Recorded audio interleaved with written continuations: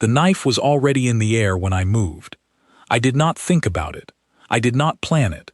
My body simply reacted, the way it had been trained to react 1,000 times before, in places far from this glass palace and this alien sky. I stepped in front of Princess Calith Vane Sir, caught the blade across my forearm guard, and drove my elbow into the throat of the man who had thrown it. He dropped before he even understood what had happened. The hall went silent. 100 Threnai nobles stood frozen around us, their long silver eyes wide with something between shock and disgust. They were not used to seeing violence up close. On this world, killing was supposed to be quiet, elegant, hidden behind smiles and perfumed wine. Not this. Not a human soldier moving faster than their eyes could follow. Calith stood behind me, untouched, her breath caught somewhere between fear and disbelief. "Nobody comes close," I said, not to her, but to the room. "That is the only rule I have." Nobody argued with me that night. Nobody had to. The body on the floor was argument enough. My name is Marcus Reyes. 3 months earlier, I had never heard of the Threnai Dominion, never heard of Calith, and never imagined I would end up as the last line of defense for an alien princess whose entire bloodline was being erased, one quiet murder at a time. It started with a message. No details, no explanation, just a location, a price, and 3 words: human guard needed. I almost deleted it. I was done with contracts. I had spent 4 years working private security across 3 colonies, guarding cargo, guarding executives, guarding people who did not deserve guarding. I had buried enough friends doing that kind of work to know when a job smelled wrong. This one smelled wrong from the first line. But the price was enough to make a man ignore his instincts, at least for one meeting. The meeting took place in a glass tower orbiting a world I had never seen before, in a room built for beings taller and thinner than me, with furniture that seemed to float rather than sit. Calith was already there when I arrived, standing at the window with her back to the door, watching a fleet of ships pass silently below. She turned when I entered, and for a moment neither of us said anything. I had seen images of the Threnai before, but nothing prepared me for standing in front of one. Her skin held a faint silver shimmer, like moonlight caught under glass. Her eyes were too large, too still, the kind of eyes that seemed to measure everything they looked at. She wore no crown, no obvious symbol of rank, yet the air around her felt heavier, like the room itself understood who she was. "You are the human they recommended," she said. Her voice was calm, but there was something underneath it, something tired. "Depends who's recommending me," I said. "And for what?" "For staying alive," she said. "I am told that is a specialty of your species." I almost laughed. I did not, because something in her expression told me this was not a joke to her. She explained it plainly, without drama, the way someone explains a diagnosis they have already accepted. Her family, the ruling line of the Dominion, was being removed, not through war, not through open rebellion, but through a slow campaign of accidents, illnesses, and disappearances. Her mother had died the year before. Her older brother, the one meant to inherit the throne, had died 2 months ago, officially from a heart condition no one in her bloodline had ever carried. She was the last direct heir. "My own guards will not protect me properly," she said. "They are Threnai. They believe in ritual, in ceremony, in distance and respect. An assassin does not need force to get close to me. He only needs manners. And you think a human will do better?" "I think a human does not care about our manners," she said. "I think a human will simply stop the knife." I told her my terms before I told her yes. One rule, and it was not negotiable. Nobody gets close to her. Not advisors, not diplomats, not priests, not family, unless I have cleared them myself. Every single time, no exceptions made for rank or ceremony or hurt feelings. If that made me rude in the eyes of her court, so be it. I was not there to be liked. I was there to keep her breathing. She agreed almost too quickly, which told me how frightened she really was beneath that calm exterior. Her advisors did not agree at all. I met them the next morning. A circle of tall, silver-skinned officials who looked at me the way you might look at an insect that had wandered into an important meeting. One of them, an older man named Lord Draven Kess, made no attempt to hide his contempt.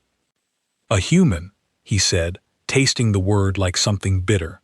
"Your Highness, forgive me, but this is beneath the dignity of the throne. Humans are children compared to us. Their lives are short, their thinking is short, their patience is shorter still. What can such a creature possibly offer that our own guard cannot?"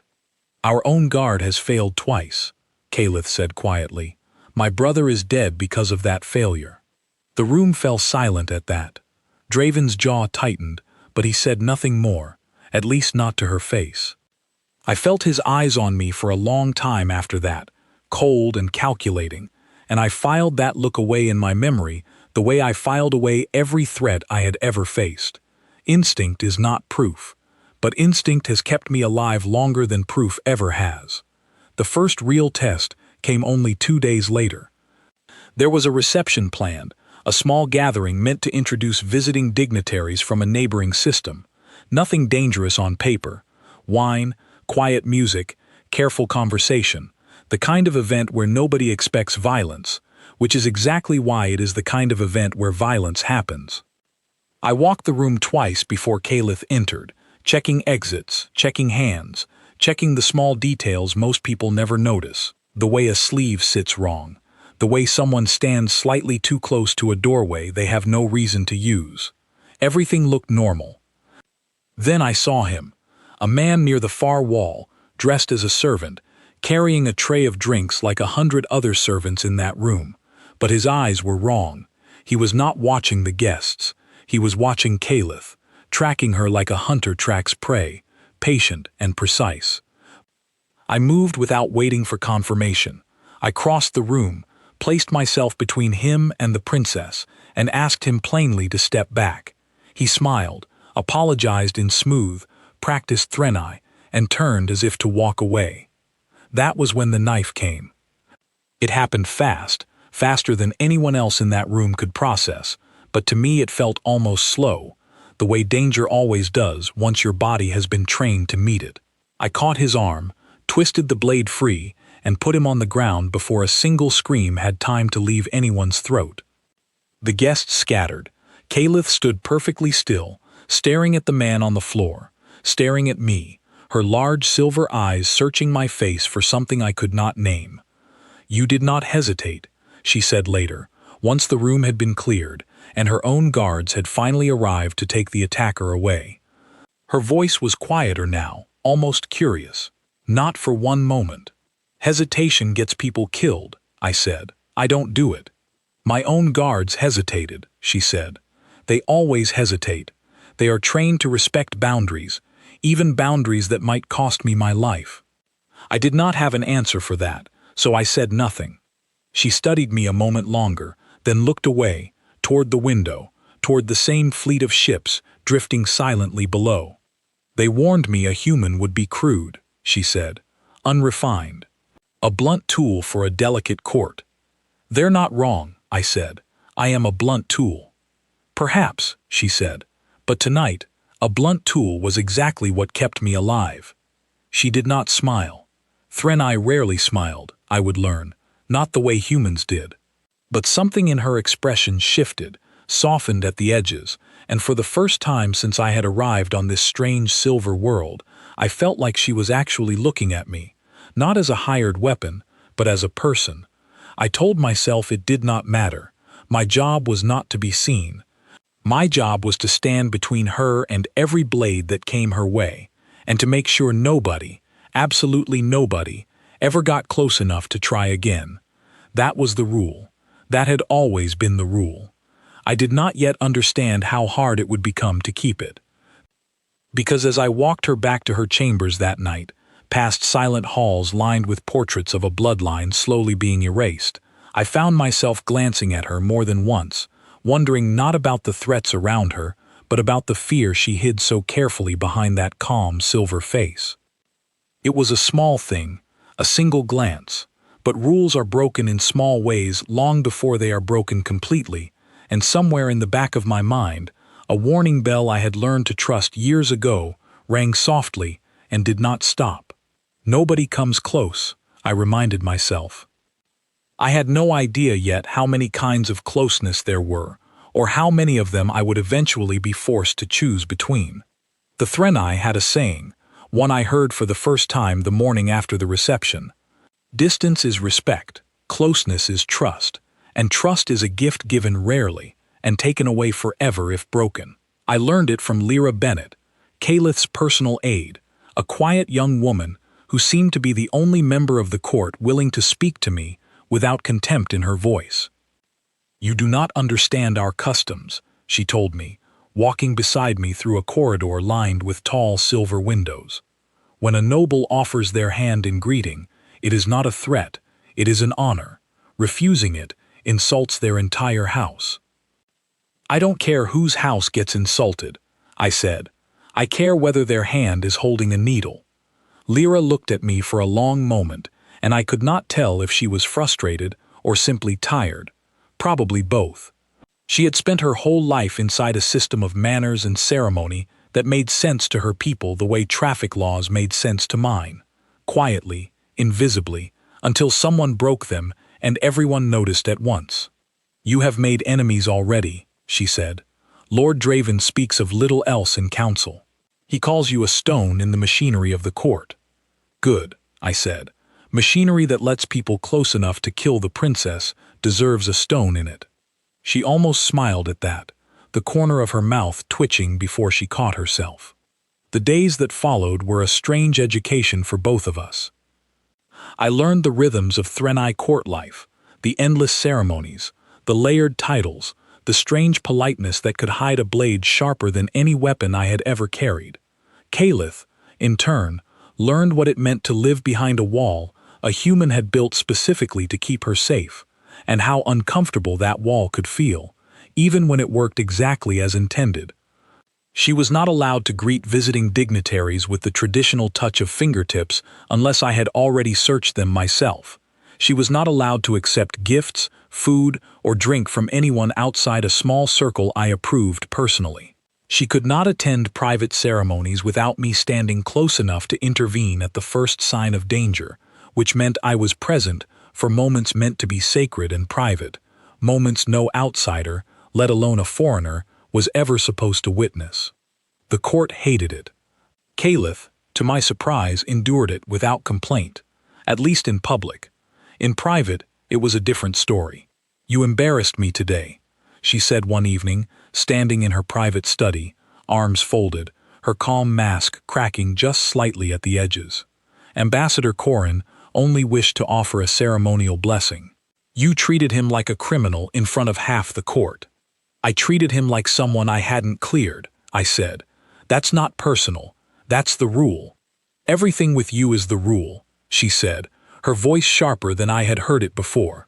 "Do you understand what it costs me, being seen this way? My people already whisper that I am weak, that I need a foreign guard because my own blood cannot protect me. Every time you push someone away, you confirm what they already believe. And every time I don't," I said, "you end up like your brother." The words landed harder than I meant them to. She flinched, just slightly, and looked away toward the window, toward the darkening sky beyond the glass. I almost apologized. I did not, because apologizing would have meant admitting the rule was wrong, and I could not afford to believe that, not even for a moment, not with her life depending on it. We stood in silence for a while after that, neither of us willing to be the first to speak. "You lost someone," she said finally, not looking at me. "I can see it. Whenever you talk about failure, it is not theory to you, it is memory." I did not answer right away. Some doors once opened are hard to close again, and I had spent years keeping that particular door locked. "There was a client, a long time ago," I said eventually. "Not royalty. A businessman, back on one of the outer colonies. Small operation, small threat, or so everyone thought. I let my guard down for one dinner, one night where I decided the danger had passed. It hadn't. What happened to him? He died at that dinner," I said. "So did two of the people with him. I was standing 20 feet away, close enough to reach them, far enough that it didn't matter. Kalith turned to look at me then, her large silver eyes unreadable in the low light. "That is why the rule exists," she said quietly. It was not a question. "That's why the rule exists," I agreed. "It's not about your comfort, princess. It's not about your court's opinion of me. It's about making sure I never stand 20 feet away again when it matters." Something in her expression changed after that night. She did not stop testing the rule. Not entirely, but she stopped fighting it out of pride. She began, slowly, to understand it as something closer to armor than insult. The conspiracy against her, meanwhile, did not slow down to accommodate our growing understanding. 2 weeks after the reception, a Threnai physician arrived at the palace claiming to bring medicine prescribed by the royal healers, a treatment meant to ease the headaches Kalith had been suffering since her brother's death. Grief headaches, the physician called them, common enough among the Threnai nobility. I did not recognize the man. I had cleared every member of the royal medical staff personally during my first week on the job, memorized their faces, their credentials, the small details that made each of them who they claimed to be. This man matched none of them. "He carries proper authorization," Lyra said, checking the documents he presented. "Signed by the council." "Signed by the council doesn't mean cleared by me," I said. The physician bristled at that, launching into a long, practiced speech about protocol and respect and the dangers of insulting a licensed healer. I let him talk. While he talked, I studied his hands, the way he held the small container of medicine, the faint tremor in his fingers that had nothing to do with nerves and everything to do with the kind of substance abuse that made a man's hands shake exactly like that. I asked to test the medicine myself before it reached the princess. He refused, citing tradition, citing insult, citing every rule of Threnai etiquette I had already broken a dozen times that week. I refused right back, and when he finally reached for the container, as if to leave rather than allow the test, I saw what I had been watching for the entire conversation. A second container, smaller, hidden inside his sleeve, meant to be swapped in at the last possible moment. The fight that followed was short. Threnai bodies, for all their grace and height, were not built for close combat the way human bodies were, especially bodies trained the way mine had been. I had him disarmed and restrained before the true guards even reacted to the commotion. The container he had hidden turned out to contain a neurotoxin engineered to mimic the symptoms of a natural aneurysm. Untraceable, quiet, exactly the kind of death that had already claimed Kalith's mother and brother. The council convened an emergency session that same night. I stood at the back of the chamber, arms crossed, listening as they argued about jurisdiction, about protocol, about whether a foreign guard had the authority to detain a licensed physician without formal charges first being filed. Nobody argued about the poison. Nobody seemed particularly interested in who had sent the man, or why, or how many more of him might still be walking the halls of this palace, wearing forged credentials and practiced smiles. Lord Draven spoke last, his voice smooth and reasonable, the kind of voice that made poison sound like medicine and murder sound like an unfortunate accident. "This is precisely the danger of relying on outside methods," he said, looking directly at me as he spoke. "A human, acting on instinct rather than evidence, detains one of our own healers based on nothing more than suspicion. What happens the day his instincts are wrong? What happens the day he decides one of us, someone with real authority in this court, poses a threat that does not exist?" I met his gaze without flinching. "What happens," I said, "is I'm right more often than I'm wrong. Ask the man currently restrained 2 floors below us. Ask the poison in his sleeve." A few council members shifted uncomfortably. Draven's expression did not change, but something behind his eyes did, something cold and calculating that I recognized immediately, because I had seen it before, in men who had learned to hide their true intentions behind perfect manners. I said nothing more that night. I did not need to. But I remembered that look, filed it away carefully, the same way I had filed away his contempt on the very first day we met. Later, walking Caliph back to her chambers, through corridors grown eerily quiet after the council session, she finally broke the silence between us. "You believe it was Draven," she said. It was not a question. "I believe someone in that room already knew about the poison before I mentioned it," I said. The reaction was wrong. Everyone else looked shocked. He looked calculating. Caliph was quiet for a long moment, her steps slow and careful, as if the weight of the thought itself were something physical she had to carry. "He was my brother's advisor," she said finally. "Before he became mine, he has served this family for longer than I have been alive." "Service doesn't mean loyalty," I said, "especially not when the throne is close enough to touch." She looked at me then, and for the first time since I had arrived on this world, I saw something in her expression that was not fear and was not grief, but was something closer to trust, fragile and new and entirely unearned by anything except a poison I had caught in a stranger's sleeve. "Keep your rule, Marcus Reyes," she said quietly. "Nobody comes close. I am beginning to understand why." I nodded once, and said nothing more, because there was nothing more to say that night.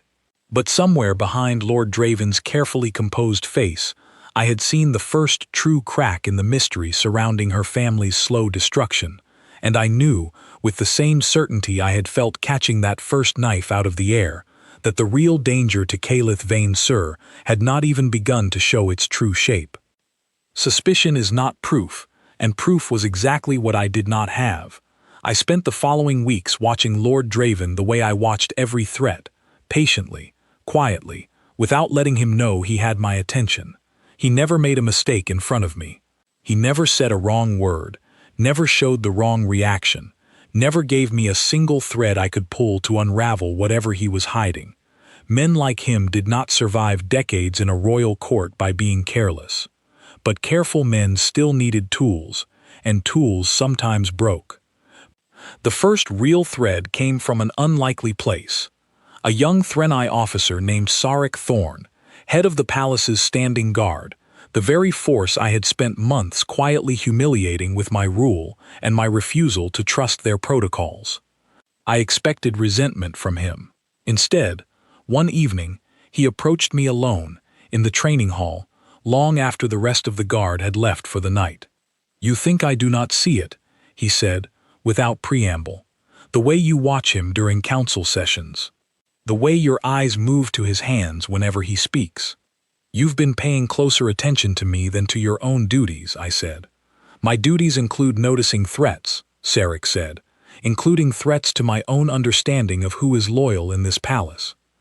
He told me, carefully, in the measured way Threnai spoke when they were choosing every word with deliberate caution, that 3 of his guards had been reassigned in the past year without his approval, always to postings that placed them far from the princess during key moments, always on orders bearing council authorization that traced back, eventually, to Draven's office. It was not proof, it was pattern, but pattern, in my line of work, was often the only warning you got before the proof arrived, in the form of a body. "Why tell me this?" I asked. "You could report it through proper channels." "Proper channels answer to the council," Sarek said. "The council answers to men like Draven. I am telling you because you answer to no one but her." It was the first time since arriving on this world that I felt something close to an ally standing beside me instead of an obstacle in front of me.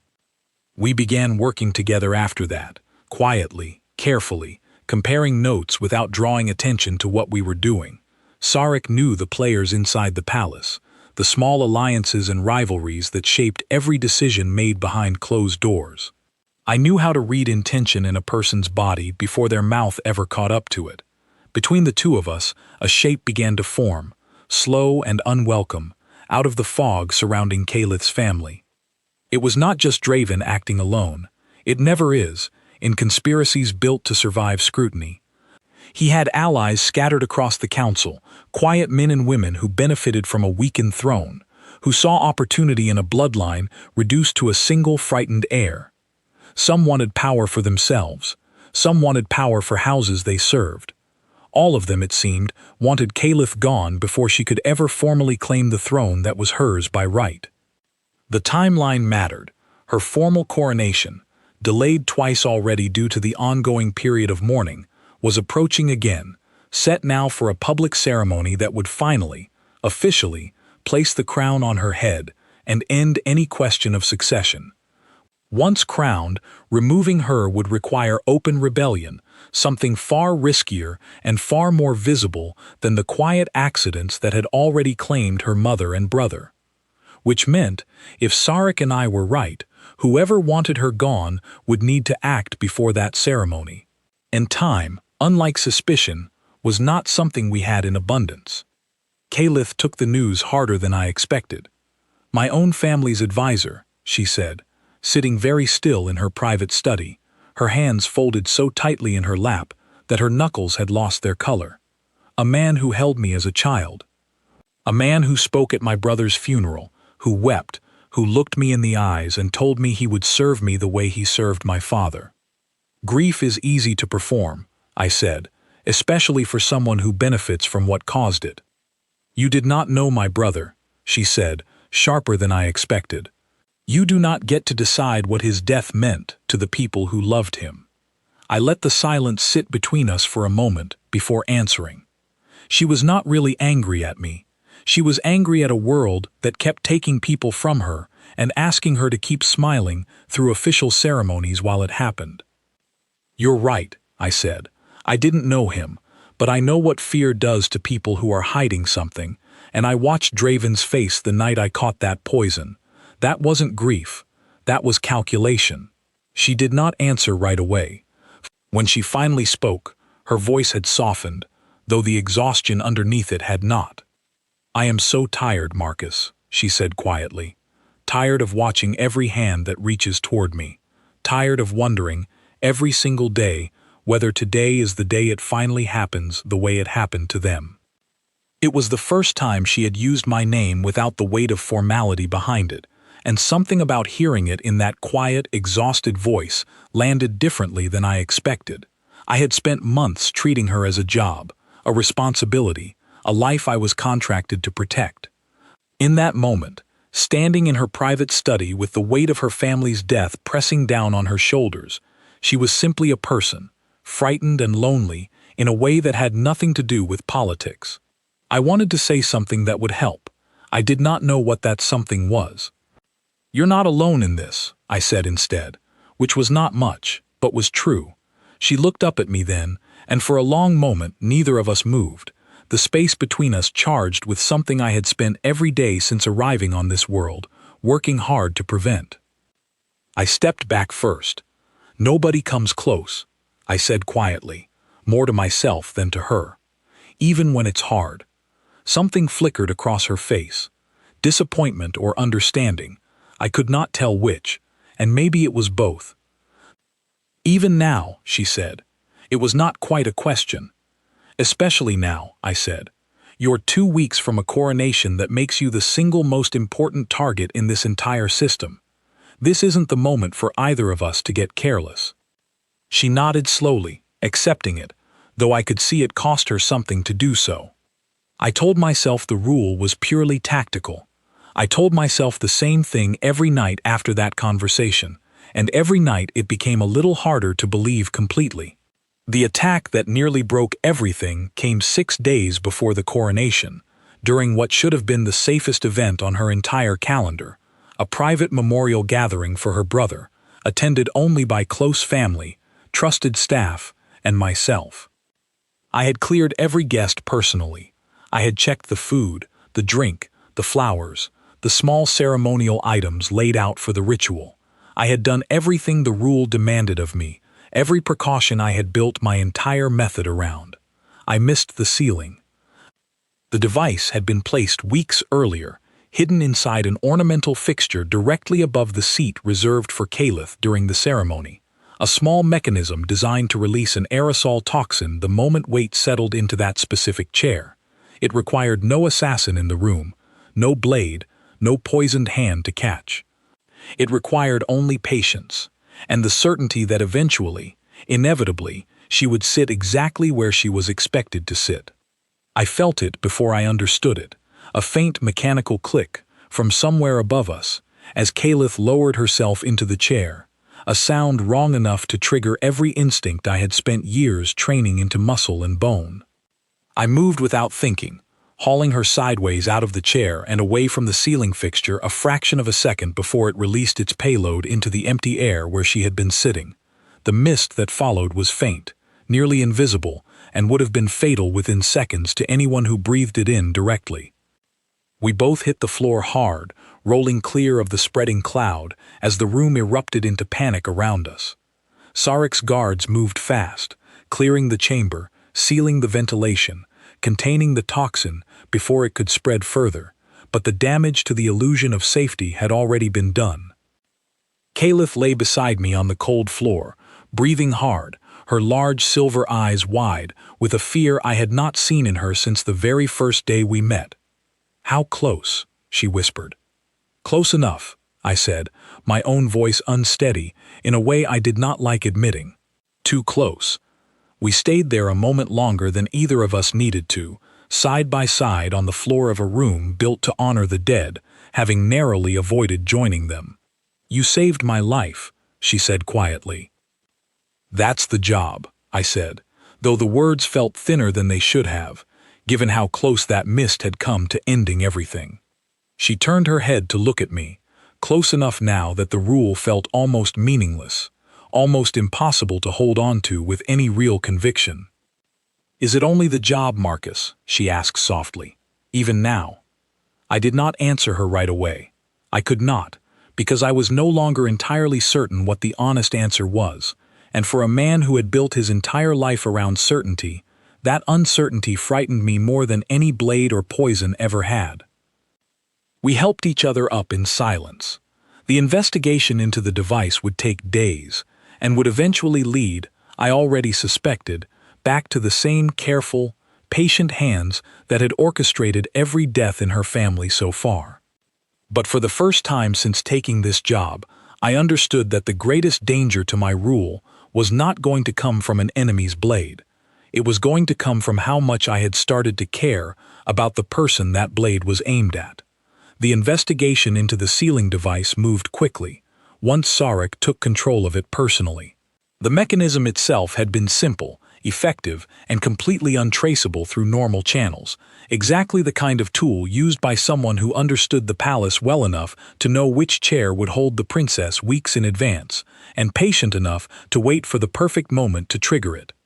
Only a handful of people had access to the memorial chamber during its preparation.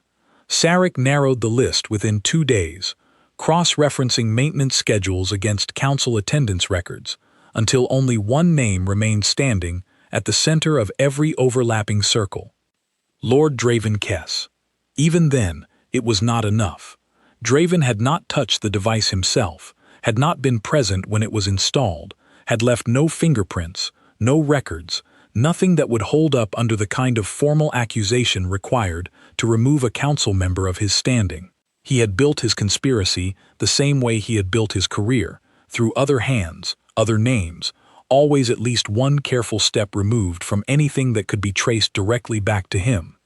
"We know," Sarek said, frustration heavy in his voice, as we reviewed the evidence together late one night.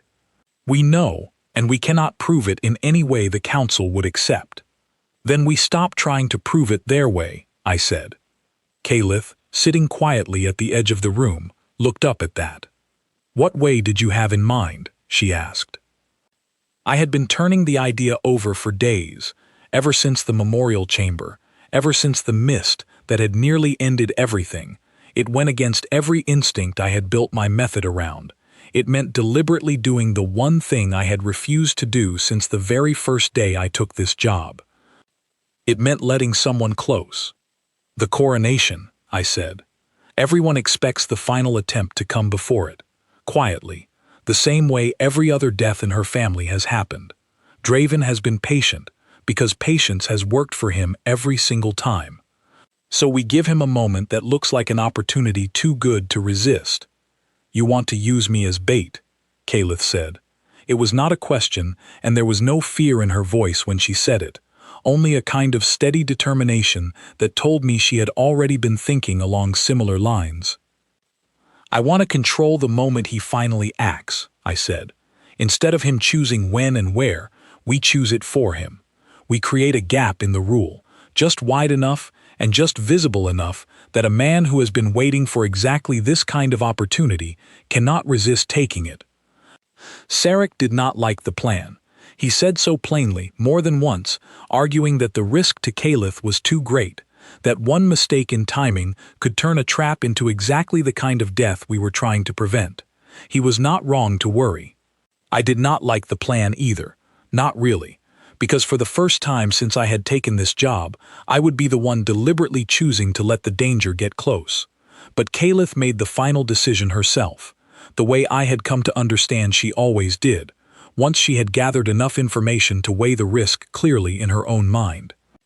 I have spent my entire life watching people around me die quietly, patiently, while everyone pretended the danger might simply pass on its own, she said. I am done waiting for that. If this ends it, then I choose to end it. We built the trap carefully over the following days, every detail designed to look like an accident rather than a plan. A private gathering the night before the coronation, smaller and less guarded than the main ceremony, framed publicly as a quiet moment for the princess to gather herself before the weight of the crown settled permanently onto her shoulders. I made certain, through careful, visible mistakes, that word reached the right ears about reduced security that evening, about my own presence being pulled away briefly to handle an unrelated matter across the palace. It was a lie built entirely for one man to hear and believe. The evening arrived colder than usual, a thin mist settling over the palace gardens where the gathering had been arranged, torches casting long shadows across the stone paths. Caliph stood near the center of the garden, dressed simply, deliberately unguarded in appearance, while I remained hidden nearby, close enough to reach her within seconds, despite every outward sign suggesting otherwise. Sarek's most trusted guards were positioned throughout the shadows, invisible unless you already knew exactly where to look. We waited. Draven arrived nearly an hour into the gathering, moving with the same calm, deliberate grace he always carried, greeting the small crowd with practiced warmth that had fooled an entire court for years. I watched him from my hidden position, watched the way his eyes swept the garden with a precision that had nothing to do with polite conversation, cataloging exits, counting guards, measuring exactly how alone the princess truly was. He waited until the gathering thinned, until Caliph stood near the garden's edge speaking quietly with Lyra, until the moment looked, to any observer, as close to unguarded as it had appeared all evening. Then he moved. It happened fast, faster than I expected from a man his age, a small blade appearing from beneath his sleeve as he closed the distance toward Caliph with the same practiced smile he had worn moments before. Lyra saw it a heartbeat too late, stepping back in shock rather than intervening, and for one terrible moment, the trap we had built seemed dangerously close to becoming exactly the tragedy it was designed to prevent. I closed the distance faster than he could complete the strike. I caught his wrist mid-motion, twisting the blade free before it ever came close enough to draw blood, and put him on the ground with the same efficient, practiced motion I had used on every threat before him. The calm mask he had worn for years finally cracked completely, rage and desperation spilling out across his face, as Sarek's hidden guards emerged from the shadows to surround him. "You planned this," he said, staring up at me from the ground, his voice shaking with fury rather than fear. "All of it. The reduced guard, the private gathering, all of it was a trap. You planned every death in her family for over a year," I said. "I think we're even." The guests who remained in the garden stared in shocked silence as Sarek's guards restrained him, as the truth of what had just happened settled slowly over the gathering. Caliph stood exactly where she had been standing throughout the entire encounter, calm, steady, watching the man who had orchestrated the destruction of her family finally face consequences for the first time. "Why?" she asked him quietly, once the initial chaos had settled. "You served my father for decades. You wept at my brother's funeral." Draven's expression twisted into something bitter and cold. Your family led this dominion into stagnation, he said. Endless tradition, endless ceremony, while the systems around us grow stronger every year. I did what needed to be done for the future of our people, and I would have succeeded completely if not for this. He spat the word toward me like an insult. This primitive creature you brought into our court. This primitive creature, I said quietly, caught every mistake your patience never let you make. He had nothing left to say after that. Sarik's guards led him away in silence, the confession spoken openly in front of enough witnesses to finally end any question of council protection or political influence protecting him further. Kalith remained still for a long moment after he was gone, staring at the empty space where he had stood, the mist curling slowly around her feet in the torchlight. "It is over," she said quietly, though there was no relief in her voice yet, only exhaustion. "Almost," I said. "Tomorrow it's over. Tonight, we make sure nothing else is waiting in the shadows." She looked at me then, and for a long moment neither of us spoke, the events of the evening settling slowly between us like the mist across the garden floor. "You broke your own rule tonight," she said finally. "You let him get close enough to almost reach me." "I controlled how close he got," I said. "That's different." "Is it?" she asked softly. I did not have a clean answer for her. Not that night. The line between control and risk had blurred somewhere in the planning of that trap, blurred somewhere between every conversation we had shared over the past months, blurred somewhere in the quiet space between duty and something I was no longer able to pretend I did not feel. "Tomorrow you become queen," I said instead, stepping back from the question rather than answering it directly. "Tonight, you should rest. It's the safest you've been since I arrived." She studied me a moment longer, something unreadable behind her large silver eyes, before finally nodding and allowing Lyra to lead her back toward the palace. I stayed behind in the garden a while longer, watching the mist settle over the empty paths, turning over everything that had happened, everything that was still coming. The conspiracy that had haunted her family for over a year finally had a name, a face, a confession. Tomorrow, Kalith Vane Sur would be crowned queen of a dominion, finally free of the shadow that had killed her mother and brother. But standing alone in that quiet garden, I understood something else as well, something I had been avoiding since the moment I pulled her out of that chair beneath the sealing device. The rule that had kept her alive for months was no longer simple.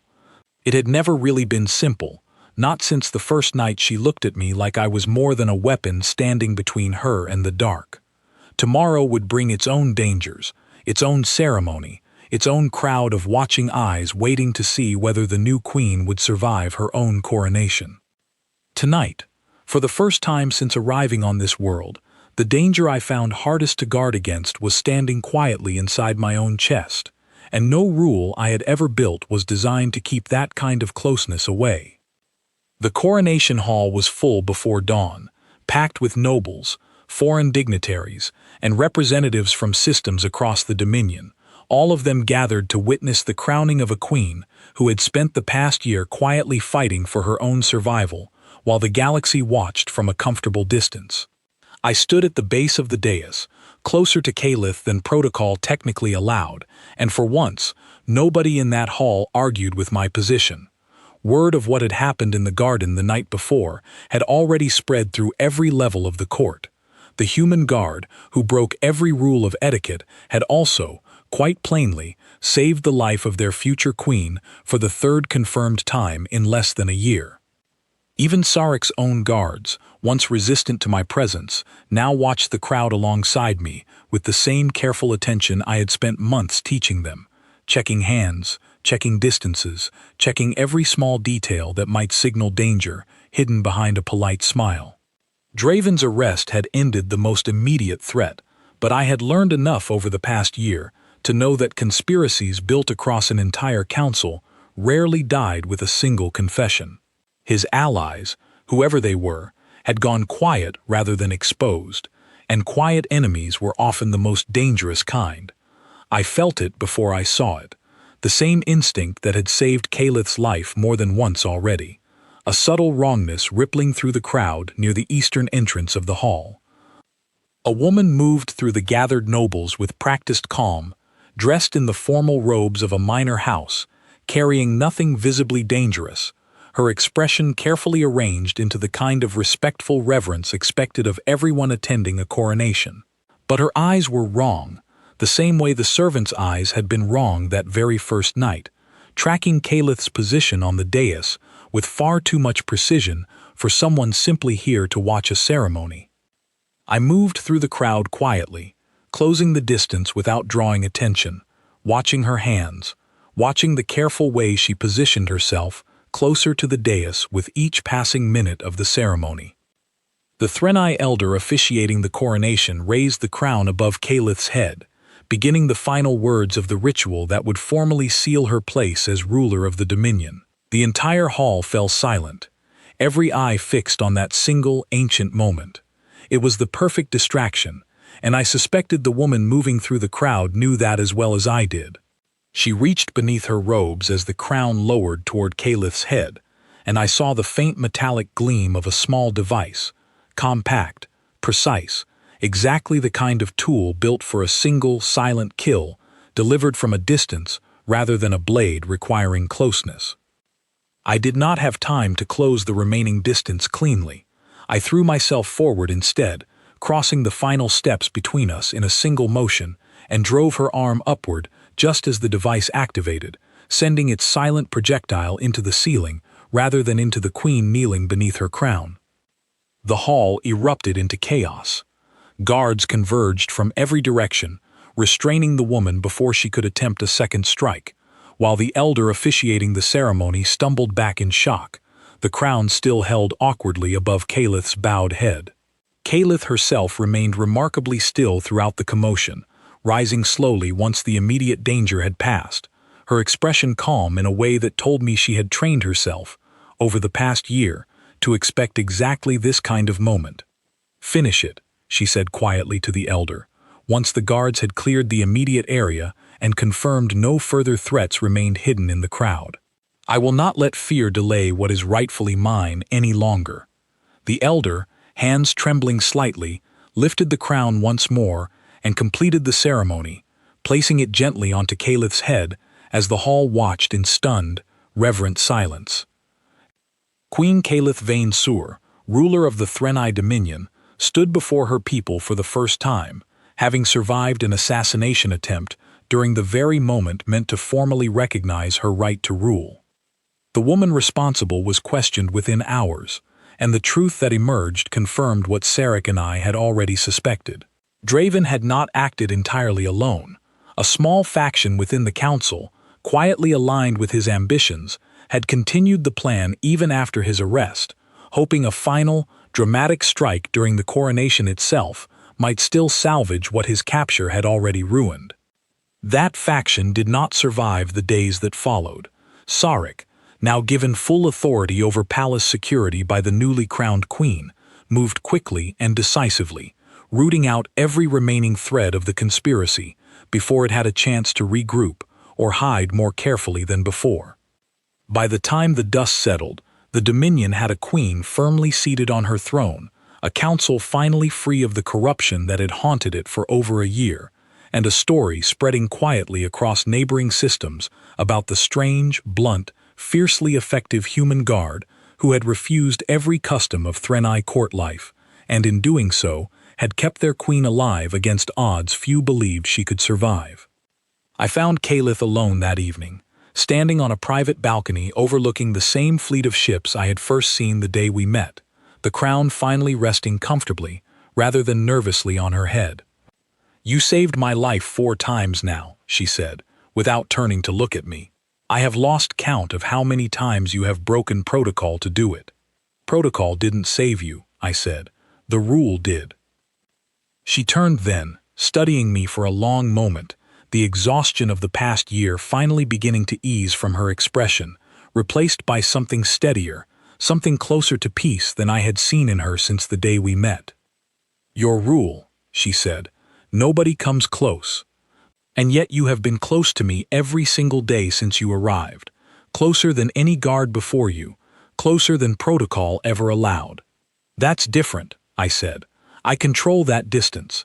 I choose it, every time, based on the threat in front of us." "And now?" she asked quietly. "What threat remains in front of us tonight, Marcus Reyes?" I did not have an easy answer for that question, not the way I had answers for blades and poison and hidden devices built to kill from a distance. The danger that remained standing in front of me that evening was not the kind my training had ever prepared me to guard against. "None that I can see," I admitted finally. "Then perhaps," she said, stepping closer, close enough now that every instinct built over years of careful distance told me to step back, and did not. "Your rule allows for exceptions, when the danger has finally passed." I thought about my old client, the businessman who had died at that dinner years ago, the price of a single night when I had let my guard down completely. I thought about every death in Calith's family, every quiet, patient plot that had nearly succeeded because someone, somewhere, had been allowed to get close enough to cause harm.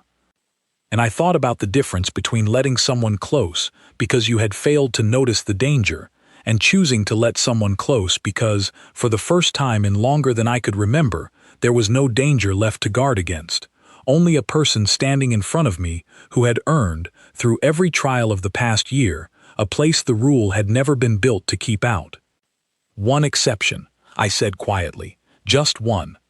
She did not smile the way humans smiled, not fully, but something in her expression warmed in a way I had come to recognize as uniquely hers, over the long months of guarding a life that had slowly, carefully, become far more important to me than any job description had ever required.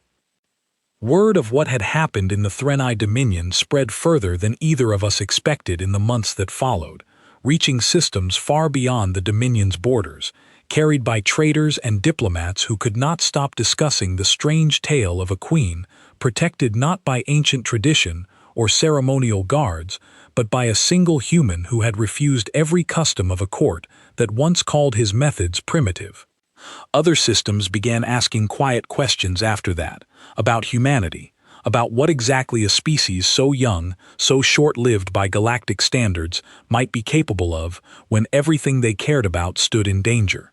The Dominion's neighbors, who had once viewed humans as little more than useful hired hands for menial security work, began looking at us differently, carefully, the way you look at something you had underestimated for far too long.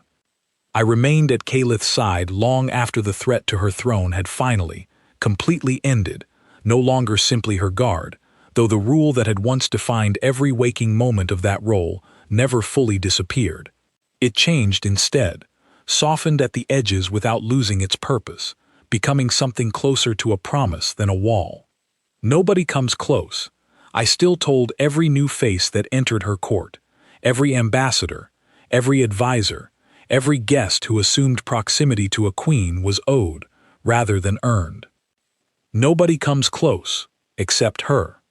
And on the quiet nights when the palace finally slept and the fleet of distant ships drifted silently below her balcony window, that single, hard-earned exception was worth every rule I had ever built to protect it.